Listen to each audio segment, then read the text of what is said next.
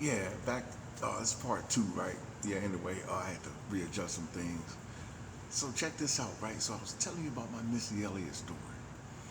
And this was another signs and miracles along the way. Just want to finish up this part two of this. So again, like I was into this Missy era phase, you know what I'm saying? And following her and the music and the double dutch bus and all that, yo, I just liked her style. She was fly, what it was, you know. And so I remember a part of that. She was doing the MTV Crib series, and basically, what happened was, so I seen her house. I seen the musical note she had on the outside on the driveway, and I was like, man, you know, she got a house, all you know, all this. You know, I was a fan. You know, still am a fan to this day. You know, shout out to Missy. So again, I was talking to y'all about. So what happened was when I moved to the beach some 9 years later. After that, that whole Missy experience when I was back at home. Now I'm at the beach now. You know, I'm at the beach, and I was looking for work. You know what I'm saying? It's hard to find work and stuff like that, but I found a paper route, and I was talking about y'all about this in the first video. And so they was like, okay, you need to come out and train, show up at 1:30 a.m. in the morning. So I showed up at 1:30, and the guy that was supposed to train me wasn't there. So then they were like, okay, since he's not there, we need to put you to train with this other guy. So I get with this other guy. He's training me, you know, on the paper route. He's driving, and he said, "Yeah, you know, we go into a really nice neighborhood. You know what I'm saying, where a lot of the rich and the elite live in Virginia Beach." And I'm like, "Okay, cool." You know what I'm saying? So we ride, and I'm talking about it was some like I didn't even know this area was back there, but it was like some really nice homes, right? Yeah. So we delivering papers. Guess whose house we pull up and throw a paper in the driveway to? You guessed it. For real. This happened to me. No joke. So what are the chances of me going through that phase, being inspired by Missy, seeing her house on MTV Cribs, looking for work, start delivering papers. The guy that's supposed to train me on one route doesn't show up. I started training with the guy who actually had the paper route that's in her direct neighborhood.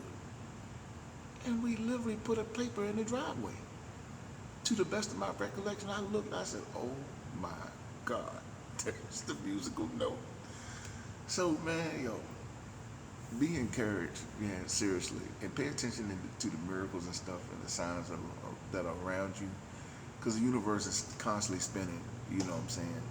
And like Earth, Wind, and Fire says, you know, you should lie now in review. That song called Fantasy. Check that one out, Fantasy. That's a beautiful song too.